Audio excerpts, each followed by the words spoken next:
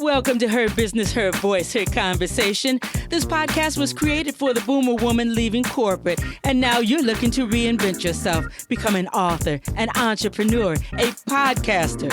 Well, each episode will leave you with clarity. You will come away with the yes, I can and yes, I will reinvent myself mindset. So come on, let's do this. I'm your host, Margot Levette.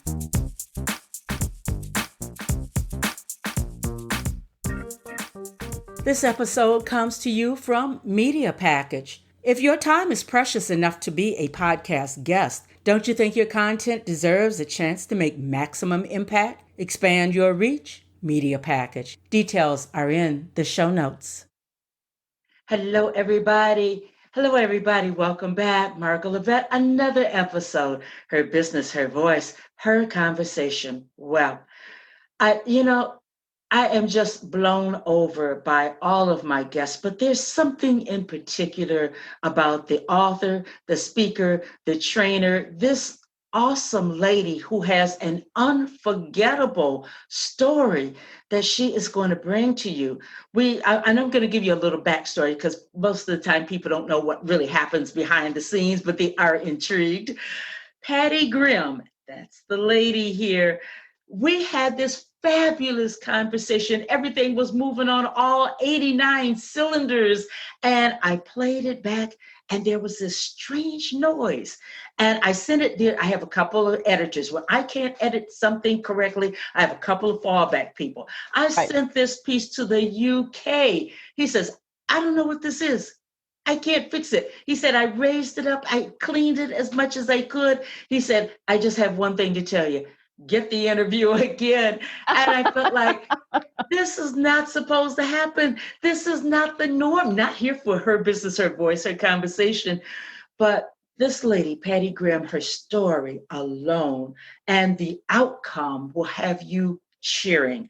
Every once in a while, somebody's bold enough to really open up and let you peek behind the front. They'll take you to the front porch and they'll also take you behind to that backstage. What does that look like? And in the meantime, we're helping a whole lot of people if they decide that they are going to be honest with themselves. So I just want, Pattie, welcome, first of all. Thank you so much. It's so great to be here again with you, Margot. You're such an incredible woman and you're doing amazing things with this community and sharing our voice. We all need to make sure that we're sharing our voices so that we get louder and louder and louder. Oh, yes, especially, and we're going to get to your story, but Pattie, that opened up a train of thought, especially now, sharing our stories, sharing what we know and encouragement, because so many people need it. Do you feel the same way? Absolutely. Absolutely. I mean, we need to share our stories so other people could learn from them and they can grow from them and they can become stronger or more resilient and have more agility. So I think we really need to think about sharing our stories and being honest and authentic with people about what we've been through so that you can help someone else. And that's what really inspired me to my business, my book. Everything came out of my experiences. And that's powerful. So Pattie Grimm, welcome. And I tell you, start us out on this incredible journey. From A to Z, don't leave anything out. And then when she finishes, then you'll understand why she was able to do a Sue Talk, which is really just another name for a TEDx talk. And why then we'll move into your book and everything else that you're doing. Yeah. But I'm going to be quiet because we have 30 minutes and you have a lot of territory to cover. So okay. All right. So I'll start out with a little bit of my story, and I'll start out with the happy part where I was raised middle-class family, middle-class family. I was originally raised in Wheeling, West Virginia, moved to California when I was a kid. So I had a really great life, a mom and dad who loved me, a father who taught me I could be anything I wanted to be, and I could do anything any boy could do and do it better. So he raised me around sports and cars and things like that. I mean, my favorite memories of my dad are going to Dodger games at 7 years old, sitting there with my dad, Dodger games, even through double hitters with my little scoreboard. I was keeping track on my little scorecard I had. So amazing life. Went to school to be a teacher. My first kind of disappointment in my career life was I was a brand new teacher in California because I wanted to change the world. And I thought, you change the world by teaching children. So I got laid off because of a law passed in California. And so I was without a job, had an apartment, needed to pay bills. So I fell into banking. And I had been a part-time teller in college, but now I worked my way up. By the age of 28, I was one of the few female vice presidents of a major California bank. And I worked from teller all the way to this First Interstate Bank, and was there for quite a few number of years. Actually left the bank, and they hired me back to do consulting and training. So I started my own company the first time. And then in 1998, I got hired by Microsoft. And I landed what I thought was my dream job. And it was. I was there for 15 years, and I had 14 amazing dream years where I was living around the world. I lived in Singapore for 3 years and ran the Asia Pacific Singapore team, came back to the US because my dad was suffering from dementia, and I needed to be there to take care of my dad a little bit closer. It was just too far away. And so I had this amazing career. I was traveling the world. I was working with these high-level executives, and I loved what I was doing. I was on the fast track. And then it started to happen. And I'm not sure if it happened overnight or it happened over time.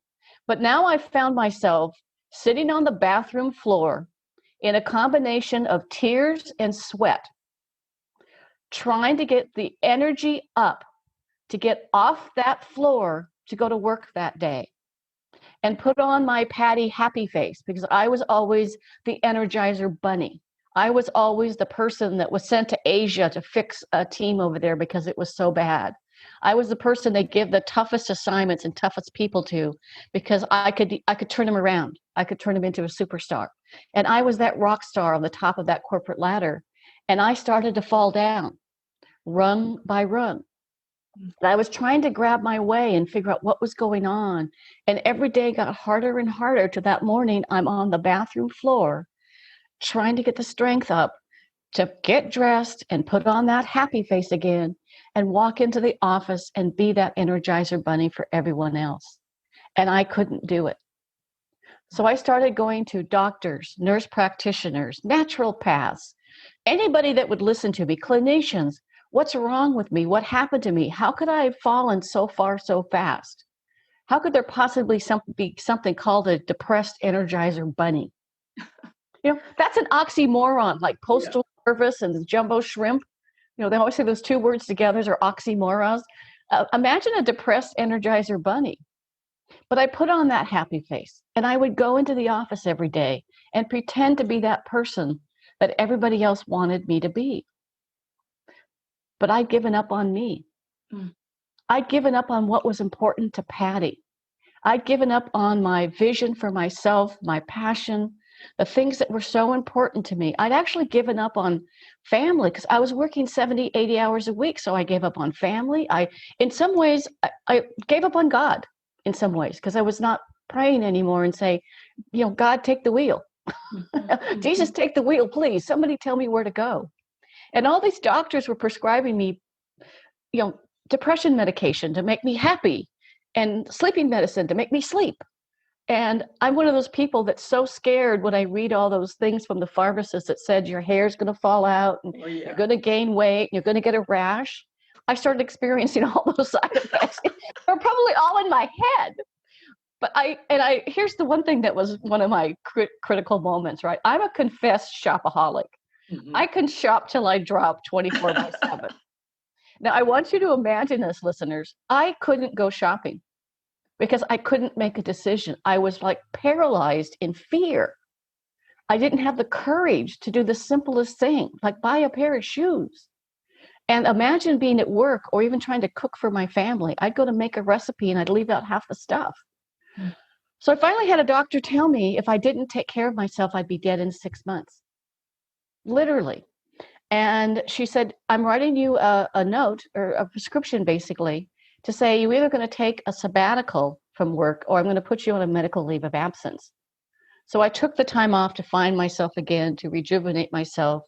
And that moment, that on the bathroom moment in my recovery, is what inspired me to spend 3 years interviewing over 3,200 women and men leaders on what makes a strong, confident woman leader, and to help me get my message out to more women to say, if you do these things, you won't fall, or if you do, you'll catch yourself faster because we're Mm, all going to fall. But I don't want you to crash and burn like I did. yes. Oh, that failing with a vision. Yes. If you're going to crash, at least have a vision and know how. Know what's coming. Am I hearing you correct? When we fail, and it's going to happen to all of us, at least have some kind of understanding about what's going on, because it seemed that when you started going down the ladder, you couldn't make heads or tails out of what was going on. No, and I was listening to everybody else. I tell people, control your own destiny. Otherwise, someone else will. And why would you give that power to anyone else? So, women, I want you to be in control of your own destiny and stand up for yourself. If somebody said, Patty, I think you should do this project, I would go do it, even when even when I knew it didn't fit who I was. I would do it, and I did it well, but I was miserable. Mhm, mhm. So, Patty, then that makes me wonder, were you doing everything to please everybody because you were on the trajectory up, you were moving, or was it just because that's who you were, people pleasing Patty? It was definitely a combination of both, but I think it became the people pleasing Patty, right? I would be willing to go help someone else out at sacrificing myself and my own needs. And women never do that. Never give up on yourself. And my whole story of failing forward with vision was when I found myself in that moment, I had to find something, a parachute, a vision, a statement, or something to help me find myself again and then keep me on course. Mhm. From that moment on, I went back to work and I continued to be successful. But whenever I tried to make a decision about what was right, I thought about me. I put myself number one on my things to do list, which is one of the five principles in the book. I put myself number one on my things to do list and said, what's right for me first? Let's please Patty. And then I have the energy to please others. Mhm. And people need to know that you can work in corporate and and not abandon yourself. Patty, do you find that that happens way too much, merging yourself into the corporate culture, and it's at home I'm this person, but here I always have to be that other person, and when I try to bring the real me there, they're looking at me like I'm crazy, like I'm an alien. Did you run into that when you came back to work? I did. I did to some extent because people still saw me for who I had been for the past 6 months or year, or however long I was falling. And they were looking to me to be that person again, and I could still be Mhm. that person, but I had to think of me first. I had to be able to put myself, like I said, number one on my things to do list, and put myself front and center and say, yeah, I can help you, Margot, and I need to do this first, or I will help you when I get finished with what I'm working on, or something like that. And I think sometimes we do end up giving up a bit of ourselves. I remember one time in one of these big meetings, I was trying to fit in like everybody else. I was trying to be, I'm not a techie at all, so please don't ask me to fix your computer, right? I'm a sales and marketing leadership person. I'm not a techie person. And I was trying to be like all those techies in the meeting. And my boss pulled me aside and said, what are you doing? I said, I'm trying to fit into the meeting. She goes, that's not why I hired you. I hired you to be you and to bring your unique strengths. So the first principle in the book is play to your strengths, because you will Yes, be happier, you'll be more productive, you'll be able to give more, and you'll be feeling more comfortable. yes, yes, yes. Oh my. When you play to your strengths, it's like writing. If I asked you to take out your pen right now, and if you're listening and you happen to be not driving, take out a pen and write your name 3 times with your dominant hand, your right hand, for example, if you're right-handed, or your left hand if you're left-handed. And tell me how it feels when you write with your normal hand. It feels comfortable, it's relaxed, it's easy. I don't have to think about how to hold a pen. Now put your pen in your opposite hand and try and write your name 3 times with your opposite hand.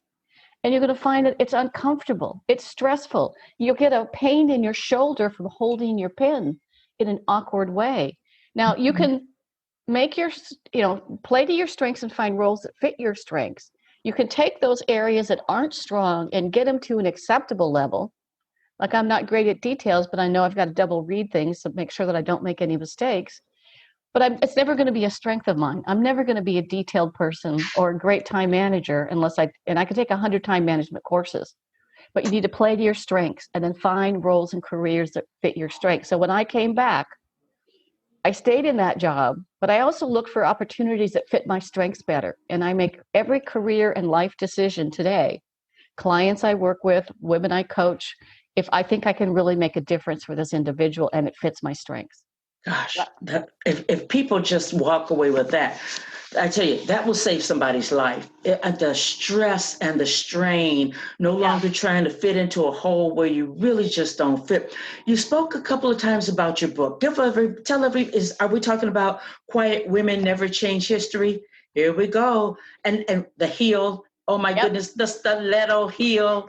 Absolutely. Quiet women never changed history. Be strong, stand up, stand out. Let's go kick some glass. I love it. Gosh, let me see, I'm looking at the time. There are 8 steps that you cover, correct? Five steps that you cover in your book. I want to cover them, but you said something also earlier where we fail forward, but you went back to work with a vision. Sounds like you had a vision statement that was all encompassing about you, so you could be true to yourself. So take us there real quick. Yeah. So the number 1 principle was play to your strengths. So be strong, play to your strengths. The number 2 principle is stand up. So in order to stand up, you need something to stand on. I failed in the past, and I'd always failed forward with a vision that I wanted to make a difference in the world. When I was in my Patty pleasing mode, I was not making a difference in the world, and I was not living my vision. So I did not fail forward. So I want women to write their own personal vision statement. And I have a document. If people email me, I'll send it to them for free, of how to write your own personal leadership vision. It's a short document of what it's all about. But here's in essence what I did and what you can do.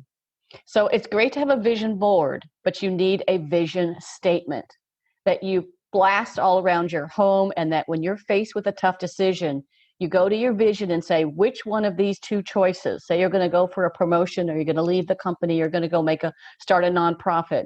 Ask yourself which one of these things best fits my vision. And here's how you go through it, and I'll give you kind of a preview. So when I was in that moment, I realized I'd given up on myself, God, my vision, and what I wanted to do in the world. And so I went and spent a couple weeks, because I wanted to get it right. I went to my favorite place, which was Lake Washington. I was living outside of Seattle at the time. So go to your favorite place, take your favorite pen and journal, and I want you to close your eyes and imagine in 5 years, you're sitting on your favorite show. For me, it used to be the Oprah show. So now it's the Ellen show, because Oprah's not on the air anymore, at least not in her old show format. But back then I was on the Oprah show. And I was sitting with all of my friends and family surrounding me, all my bosses, my coworkers, the people who worked for me. And I was imagining the words they were using to describe me. And I opened my eyes, and then I started to write down those words. And what kept coming out was made a difference, compassionate, passionate, energetic, tenacity, strong, confident. All these words kept coming out. And so I kind of sat there for a little while that day, and then I went back once or twice a week for a couple weeks until I kind of added more words and fine-tuned the words and came up with my vision statement, which is to make a difference, is the short version. It can be as few as 3 words. So my vision is to make a difference. The longer version, because of what I'm doing today, is to make a difference and empower women and girls to be the best they can be in any endeavor they choose. So it's between 3 and about 16 words. And I use that when I make decisions about clients, or when I was working at Microsoft before I lost my vision statement and who I was. When I was asked to take an international assignment, I could have gone to Germany and run the European division of a small team, or I could have gone to Asia and run the Asia Pacific team. Europe had 1,000 people on the headquarters staff for about 20 countries. Asia had 160 people for 20 countries that were incredibly diverse. So I was going to make a bigger difference in Asia, being a big fish in a small pond, than being in Europe and being this little bitty fish in this big pond of 1,000 people. So make it real. So career and life decisions based on your strengths And then based on your personal vision statement, the kind of person you want to be, that you want to be known as. That is That's the powerful. first two. Yeah. Yeah. That's powerful. I Yeah. mean, out here in Southern California, go by the ocean or A whatever. lake And or water, or it yeah, could be maybe your garden is your happy place. yeah, You know, yeah. maybe it's just walking in a park, or just get outside to get the energy, Hmm. So the third principle is called stand out. And this is about women being more valuable, being more visible, and being more vocal. So if you are going to be more valuable, so say, for example, you figure out your strengths and your vision statement, then I want you to go become a master in that area. Take free classes, watch TED Talks, go to Udemy and take some of the training courses, or LinkedIn Learning, or take advantage of the things your company offers to fine tune those skills, get certifications, and become a master in your craft. Yes, And then yes. be more visible and more vocal. So in these Zoom meetings nowadays, take a few minutes, get on your camera before the Zoom meeting, take a look at what you look like and your background, and turn your camera on and be visible. Make sure your picture is the same size as the other people and you're not making yourself look really tiny and small. Oh my. Speak up, be more vocal, be able to say, I did this. You know, many times women, when they do something well, they'll either say, oh, I could have done better, which now you've taken the gift of a compliment somebody has given you away from that person. Or they'll say, oh, my team did it. I want you to get comfortable saying, my team and I did that. Or I gathered my team together and we brainstormed some ideas and here's what we came up with, or here's what I came up with. I want you to be more visible, valuable, and vocal, and be able to speak up for yourself. Toot your own horn once in a while. Men have no problem saying, I rocked that. I want women to say, I rock that too. Yes, And yes. give up on perfectionism. Give up on Yes. perfectionism. Nobody's perfect. You know, just strive to be great at the things you do well. Strive for excellence in those 3, 4, 5 things. And find other people around you who have strengths that you don't. Mm, that's a roadmap for happy living, Yeah. happy, productive, authentic living. Yep. Yep. You're true to yourself. Mm-hmm. You're standing up for yourself. And women, please keep an accomplishment file. Keep an accomplishment file every time you do a project that goes well. You get a compliment from a customer or from another person. Keep a track of all of those so you have those. And when you go to get that next promotion or that job or that raise, or even you're starting a new career, you have a list of all of your accomplishments. And you can use those to help you feel good on bad days too, right? That's what I was going to say. Wow, sometimes you have to just look back upon how far you've come so that you Yeah. don't feel small again, or Yeah. imposter syndrome try to come in and Yeah. dictate to you. So, wow, you make it so applicable. That's what I love speaking with you. It Yeah. is so doable. But the book, Quiet Women Never Changed History. So it's the quiet woman that you have to own. I hear you say, you own what you've done, own what you do, own it. To own who you are. And even for introverts, right? It's really, there's a great YouTube. I don't remember the woman's name, but it's called The Power of Introversion, or The Power of Introverts. If you're an introvert, go watch that. Introverts bring extreme value to organizations, and it's not a personality thing. It has to do with where you get your energy and whether you're direct or indirect. So there's actually a fun exercise in the book to figure out your strengths. It looks at whether you're a people person, a task person, an indirect or direct. And those indirect people tend to need time to think. They get their energy by going inward.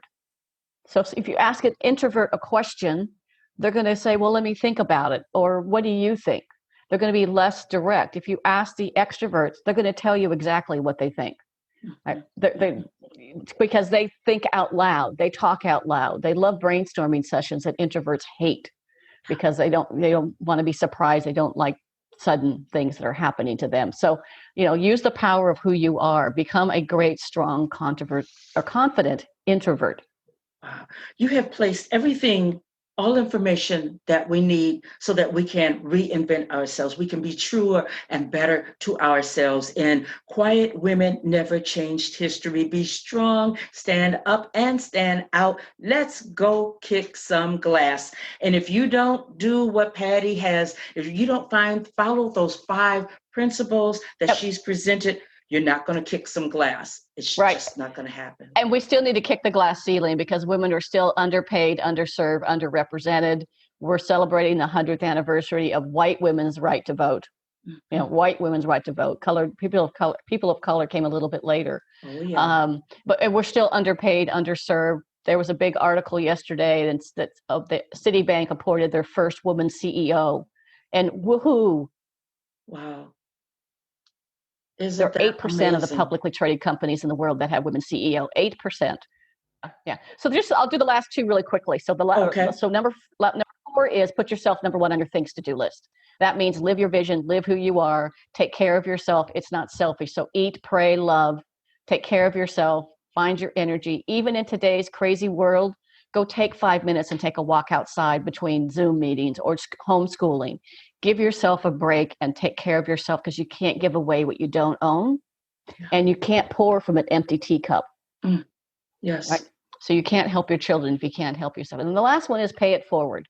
So let's make this world a better place for the next generation. Let's help stand up and help other women. Let's collaborate with them, not compete.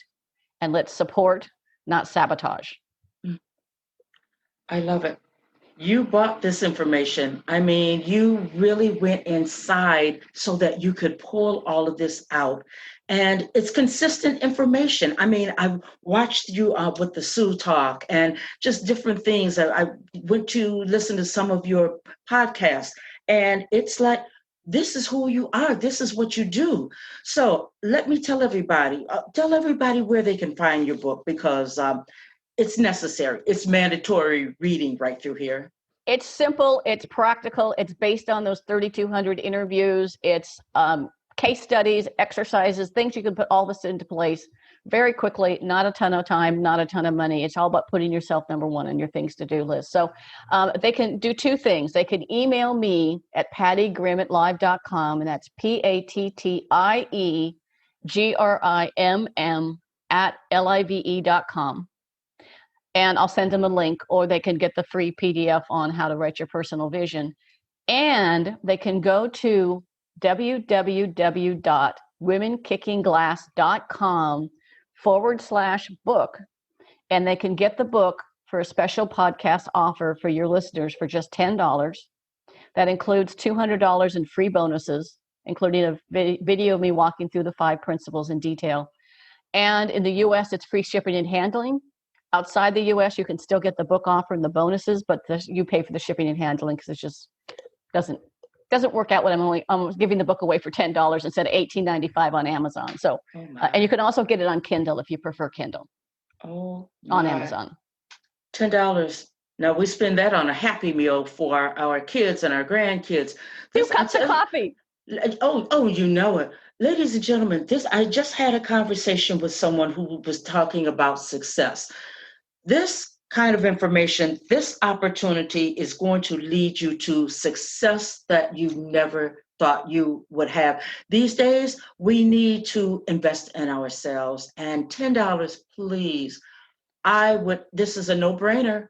And I mean, there was no way in this span of time you could just tell us everything.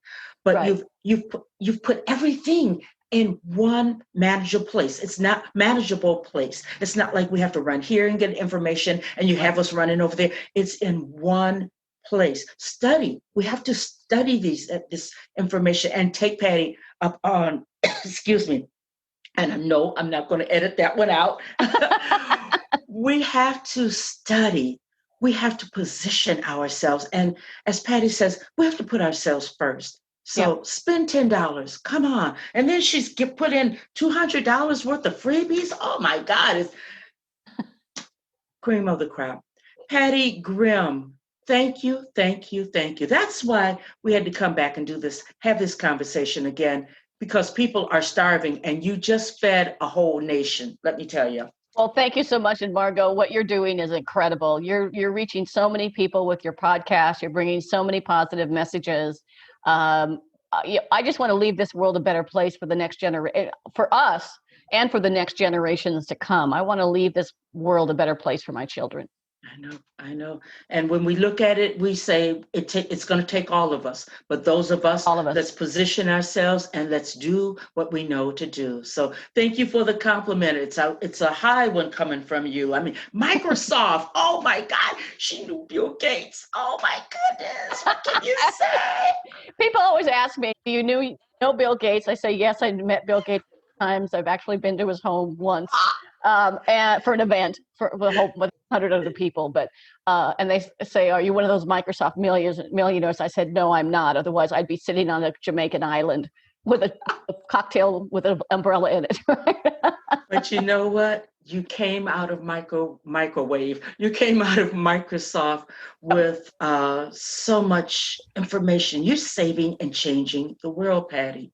You really, thank you. Are. That means so much, dear. That means so much. Thank you. I feel it. I felt it the first conversation, but I know it now. If people will be honest, all you can do is put it out there for people. So I'm going to push this as far as I can because I know that people are suffering. They don't know what's next, but you can help them. So thank you for your generous offer, and God bless you. My goodness. God bless you and all your listeners. Thank you so much. Yes, yes.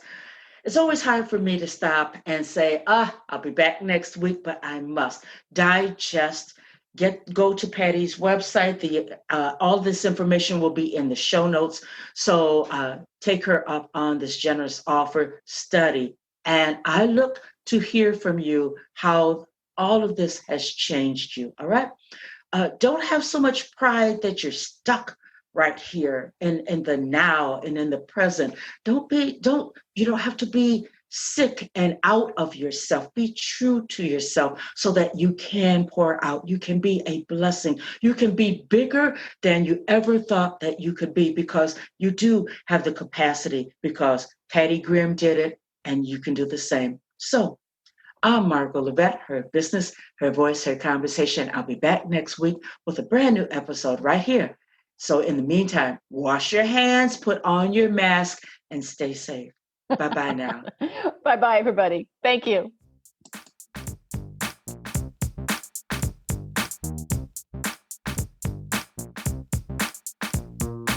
I want to thank you for listening to Her Business, Her Voice, Her Conversation. Couple of things that I want you to do right now. Go to my website, pick up a copy of Her Business, Her Voice, Her Reinvention, how I went from game show hopping to international show host, author, and speaker in 1 year. Number 2, please freely listen to each and every episode. Share them out with your family, friends, the men in your lives. And then number 3, get in contact with me, one of the experts that have been on the show, because I want to make sure that you reinvent yourself. I'll be back next week with a brand new episode here on Her Business, Her Voice, Her Conversation.